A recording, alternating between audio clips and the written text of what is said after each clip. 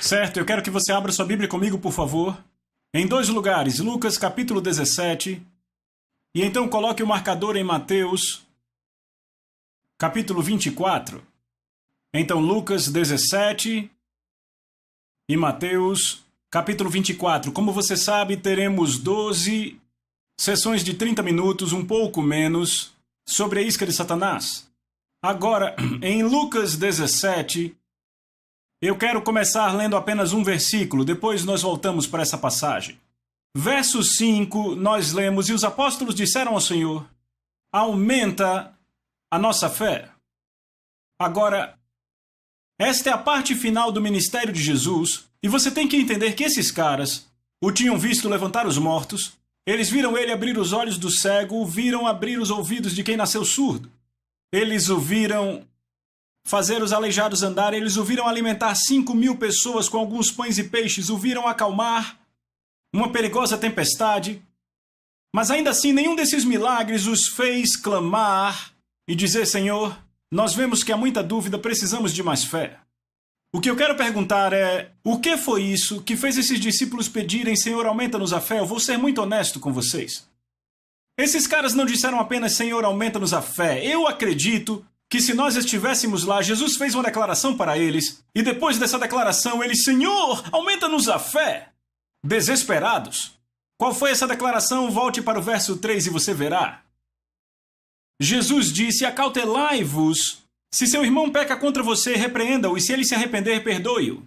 Agora veja o verso 4. E se ele peca contra você 7 vezes em um dia? Uau! E 7 vezes num dia vem para você dizendo: eu me arrependo, você deve perdoá-lo. E então os discípulos, eles clamaram: Senhor, aumenta-nos a fé. Então não foram os milagres, foi simplesmente quando Jesus disse: quando seu irmão pecar contra você, perdoe-o. Agora, Jesus faz essa declaração no primeiro verso. Então ele disse aos discípulos: é impossível que não venham ofensas. Repita comigo: ofensas. Agora, ofensa, no grego, é uma palavra antiga grega que é escândalon. Repita isso comigo: escândalon. Esta é uma palavra grega antiga usada para descrever o gatilho da isca que os caçadores usavam para pegar pequenos animais e pássaros. O caçador colocava a isca no escândalon, no gatilho, como chamamos hoje, e o animal pegava, ou o pássaro pegava a isca, e a gaiola fechava, prendendo ou matando ele. Desta forma, uma ofensa é a isca de Satanás, para pôr você, o crente, sob o cativeiro dele. Estão vendo isso? Agora, Paulo confirma isso quando ele escreve a Timóteo. Eu vou ler para vocês 2 Timóteo, capítulo 2, versículos 24 a 26. Paulo diz: E um servo do Senhor não deve brigar, mas ser gentil com todos, capaz de ensinar e paciente, em humildade corrigindo aqueles que se opõem a ele, na expectativa de que Deus lhes conceda arrependimento para que possam conhecer a verdade. Agora veja o 26, 2 Timóteo 2, 24 a 26. Ele diz: E para que eles possam voltar a seus sentidos, repita, voltar a seus sentidos, e escapar da armadilha ou laço do diabo, tendo sido feitos cativos por ele, o diabo, para fazerem sua vontade. Então Paulo diz: aqueles que se opõem, aqueles que se ofendem uns com os outros, são feitos cativos de Satanás para fazer sua vontade. Agora, o que assusta é que a maioria das pessoas que estão na armadilha da ofensa não sabem disso. Porque é isso que Paulo diz: para que possam voltar aos seus sentidos, porque se soubessem que estão presos, não ficariam lá. Eu estou pregando, é melhor você dizer amém. Estão pegando? Então a coisa que eu descobri, eu preguei essa mensagem por todo o mundo, em todos os continentes, só não preguei na Antártica ainda para os pinguins, mas veja, eu digo a vocês, eu descobri algo que a maioria das pessoas que estão ofendidas nem percebem que estão. Em toda a conferência onde eu preguei essa mensagem, de 50% a 80% das pessoas responderam dizendo: eu estou ofendido, e a maioria nem sabia que estava, até que a verdade veio. Estão comigo? Veja, um caçador, para conseguir pegar a presa, tem que colocar uma armadilha inteligente. Se você deixar a armadilha óbvia, não vai pegar nada. Se você decidir pular, se pular dentro da água, com um anzol na mão e disser, ei peixe, eu vou pegar você, ele não vai nem prestar atenção. Se você preparar uma armadilha e deixá-la bem óbvia, o animal não vai pegar aquilo. Satanás não é diferente. Ele é muito astuto, ele é muito astuto, muito sagaz. E ele sabe que a forma como ele pode te fazer cativo não é colocando uma armadilha óbvia, é fazendo algo muito sutil. Isso se chama ofensa, repita, estar ofendido. Esta é a isca. Agora vá comigo para Mateus capítulo 24. Mateus 24.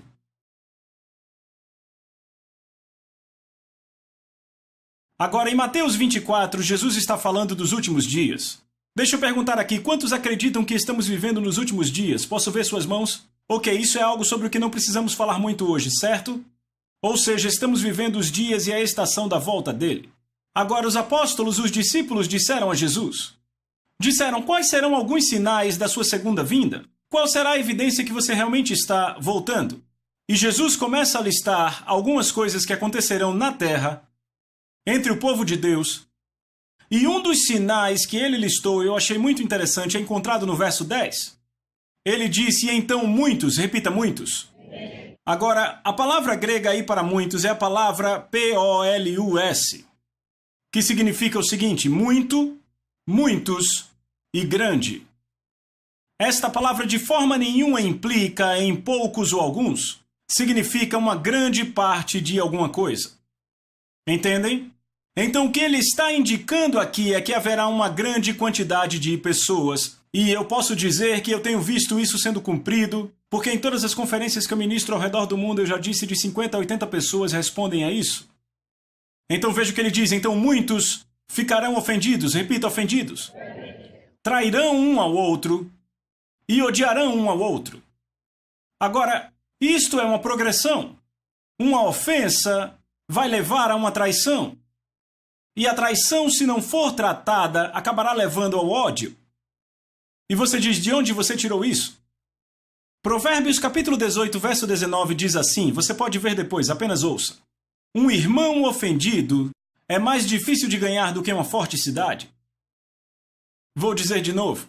Um irmão ofendido é mais difícil de ganhar do que uma forte cidade.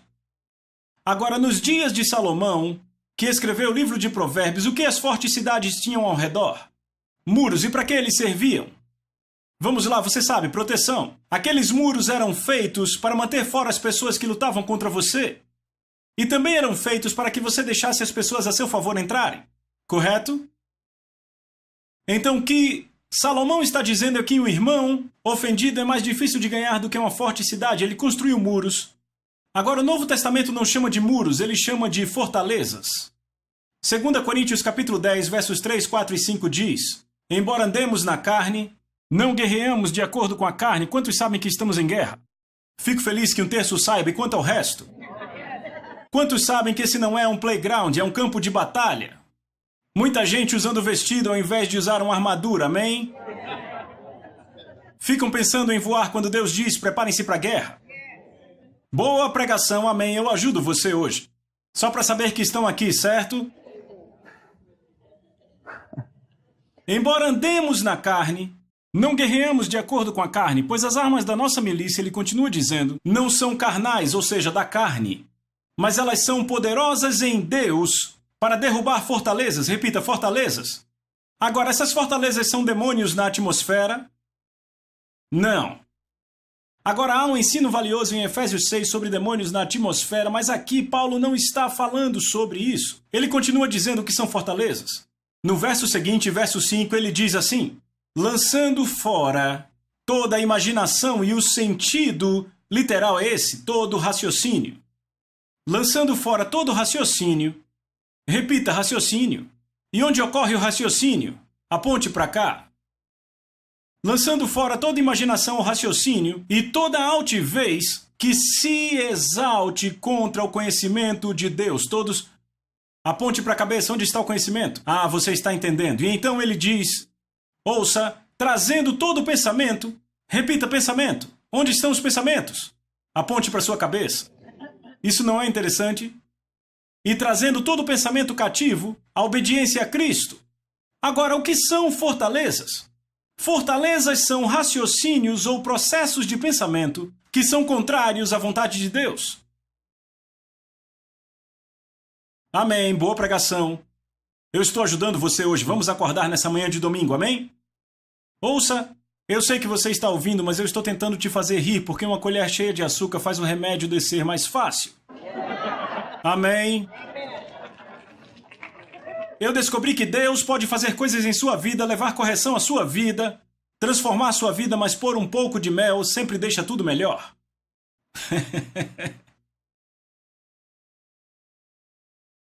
Processos de pensamento, raciocínios, fortalezas que são contrárias à palavra de Deus. Agora, a palavra de Deus é um reflexo da natureza dele. A natureza de Deus é amor, repita, ele é amor. A Bíblia não diz que ele tem amor, ele é o amor. Boa pregação. Agora ouça, o amor de Deus sempre busca dar. Estão comigo? Quantos aqui lembram quando nasceram de novo? Posso ver suas mãos? Eu lembro quando eu nasci de novo e fui cheio do Espírito Santo. Sabe, eu ria e cantava voltando para casa do culto. Eu acordei na manhã seguinte com um sorriso no meu rosto. Pela primeira vez desde que eu era uma criança, em tempo de Natal. Eu estava tão apaixonado por todos. Sabe, não importa quem você fosse, eu amava você. Sabe, você amava todo mundo, lembra? Amava até sua sogra, lembra disso? Estão comigo?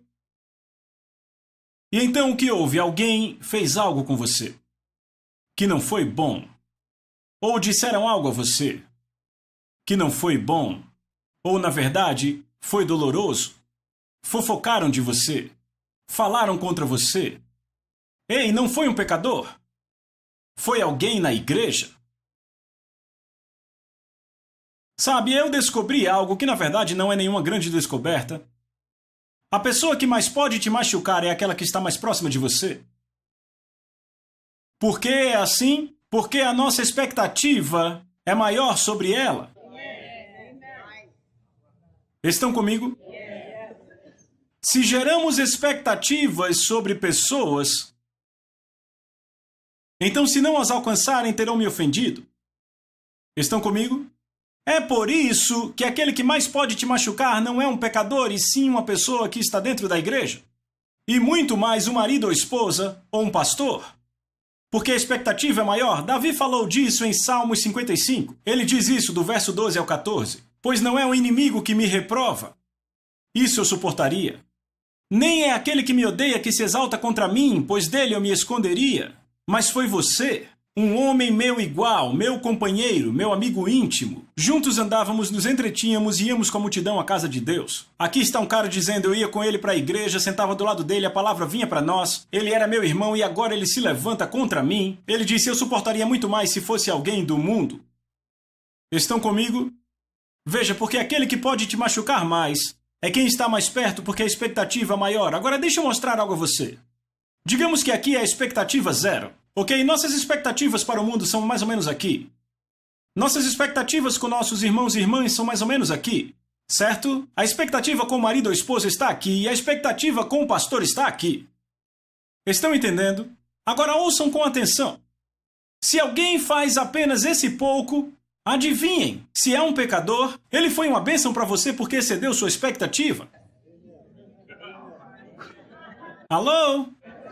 Agora, se alguém faz isso aqui, está na igreja, e sua expectativa está aqui, você foi ofendido nesse tanto. Se marido ou esposa só fizeram esse tanto, sua expectativa está aqui, realmente te ofenderam. Se o seu pastor só fez esse tanto, se não apertou sua mão hoje quando você foi embora, se não reconheceu seu dom profético, então adivinhem, a ofensa é grande assim, é enorme. É por isso que a maioria das pessoas ofendidas na igreja sabe o que dizem? Ei, eu tenho pregado isso já faz 10 anos. Sabe o que dizem? Sabe o que mais? O mundo me trata melhor do que estes cristãos. Tá certo. Porque a expectativa no mundo estava aqui, o mundo fez esse tanto, e eles são bons comigo. Aleluia. Certo, então, Então ele diz que muitos se ofenderão, trairão um ao outro, odiarão um ao outro. É uma progressão. Uma pessoa ofendida constrói muros. Agora, de muros levantados, adivinha o que vem? Eles não mais buscam dar. Os muros agora estão fazendo com que eles se protejam. O foco agora não é mais dar, o foco agora é proteger o que eu tenho. Agora eles se tornam como o Mar Morto em Israel. Quantos sabem que há 2 mares em Israel? Levante a mão. 2 mares que são cercados pela terra de Israel. Você tem o Mar da Galileia e o Mar Morto. Agora o Mar da Galileia está no norte. Ele recebe as águas que se originam nas montanhas de Cesareia de Filipe. Elas descem até o norte do Mar da Galileia. Agora o Mar da Galileia de graça recebe da parte norte, mas também de graça dá para a parte sul. De graça recebe, de graça dá. O resultado é que o Mar da Galileia é cheio de vida. Sabe, vida marinha, tudo isso, ele está cheio. Agora, as mesmas águas vivas que saem do Mar da Galileia fluem pelo Rio Jordão e entram pela parte norte do Mar Morto. Mas o Mar Morto apenas recebe, ele não dá. O resultado é que cada pedacinho de vida que entra no Mar Morto morre. Porque ele segura o que ele tem.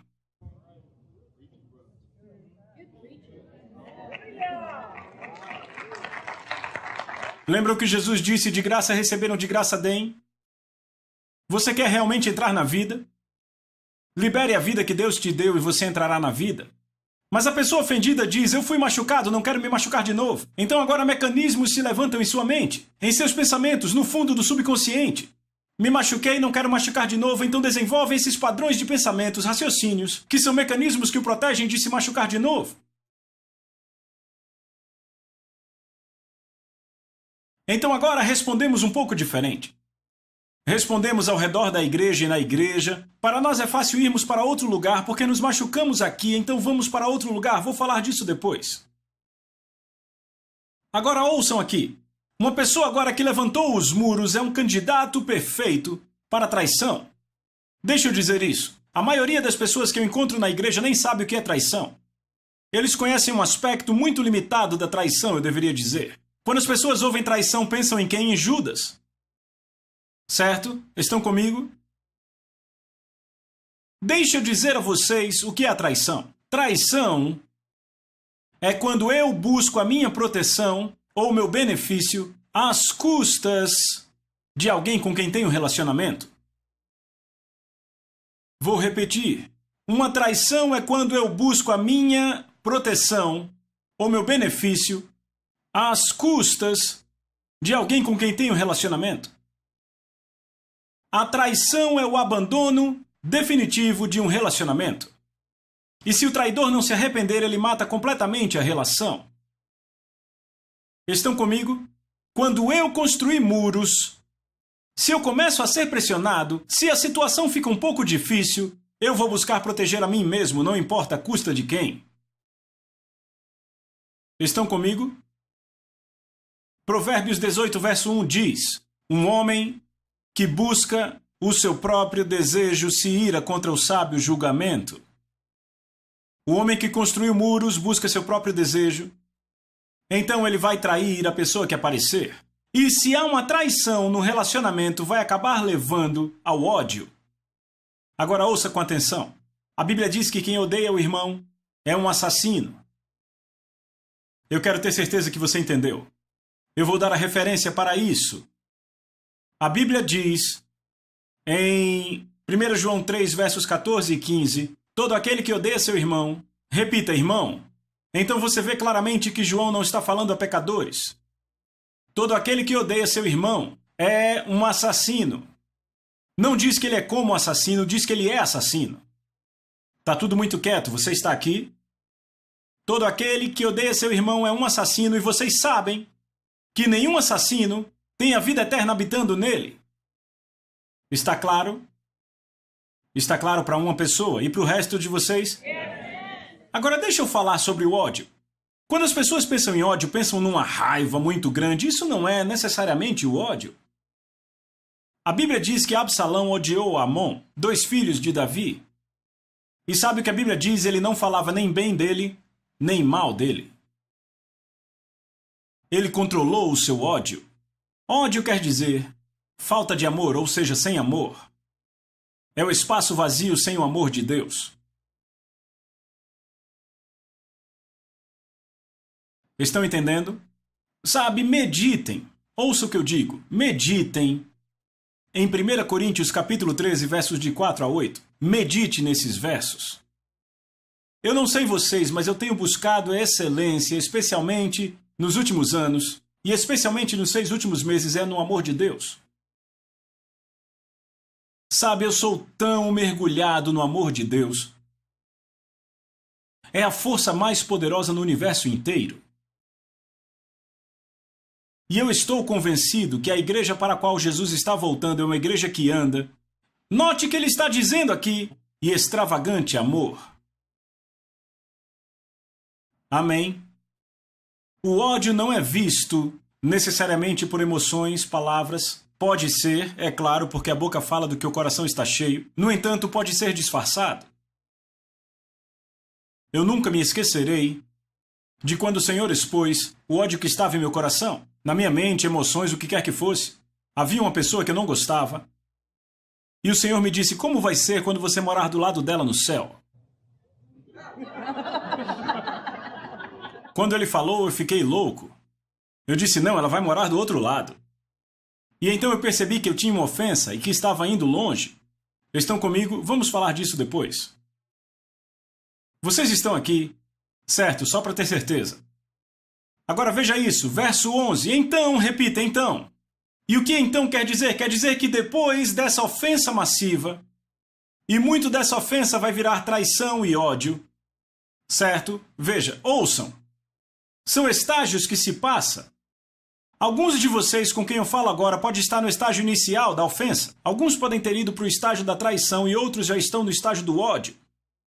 E então Jesus diz, depois disso, depois de um monte de gente ofendida, ele diz, muitos falsos profetas se levantarão e enganarão a muitos. Agora olhe para mim.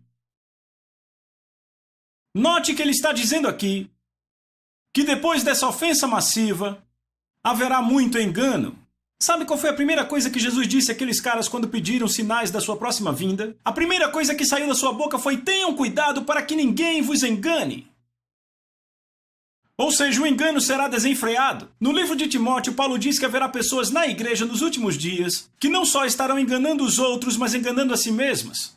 Uma pessoa ofendida engana a si mesma. O que Jesus está nos dizendo aqui é que a ofensa é o terreno fértil para o engano. Sabe qual é o problema que há com o engano? Há apenas um problema. E é o seguinte, ele é enganoso. Ou seja, uma pessoa que está enganada realmente acredita que está certa quando está errada. É o único problema com ela. Agora, de que Jesus chamou os falsos profetas? Vamos lá. Vamos. Alguém deve saber isso.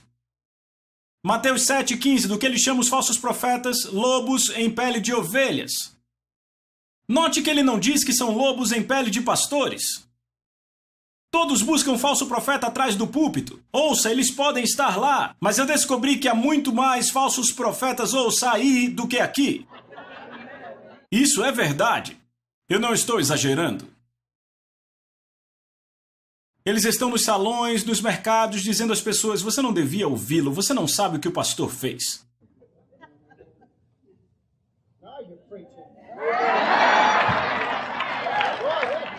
Agora ouçam o que eu digo. Tem um avivamento aqui, eu fico vindo pra cá, ok? Agora ouçam. Eu aprendi que esses predadores, eu estou falando de lobos, hienas, eles andam em matilhas. Estamos entendendo. Agora ouça, eles têm um objetivo, sabe qual é? Isolar as ovelhas do rebanho. Existe proteção para a ovelha no rebanho.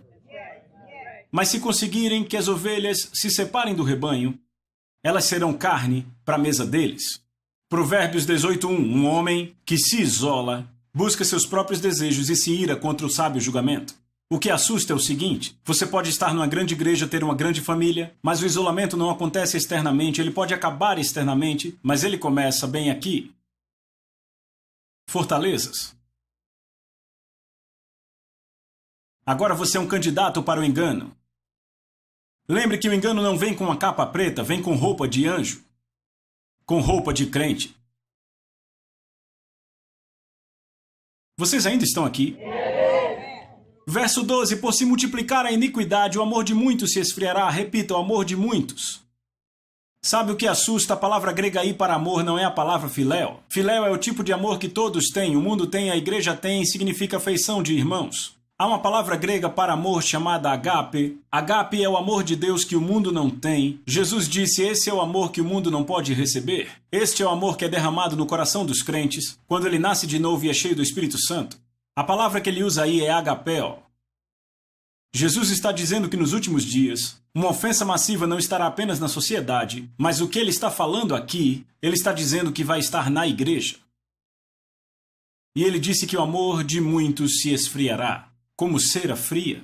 Ou seja, o ardente e passional amor de Deus em seu coração se tornará muito frio, e isso é uma coisa gradual. Ouça, você põe um sapo na chaleira, coloca ele naquela chaleira e liga o fogo, a água começa a ferver e aquele sapo morre. Ele não pula, mesmo podendo. Se você jogá-lo na água fervente, ele pula para fora. Deixe-me dizer algo. Quando o amor de Deus começa a esfriar, isso é aos poucos, não é instantâneo. Você não percebe. Fique longe da ofensa porque ela é massiva e desenfreada. Jesus disse que ocorreria massivamente nos últimos dias. Por isso você está vendo esse curso, para que a palavra de Deus te proteja.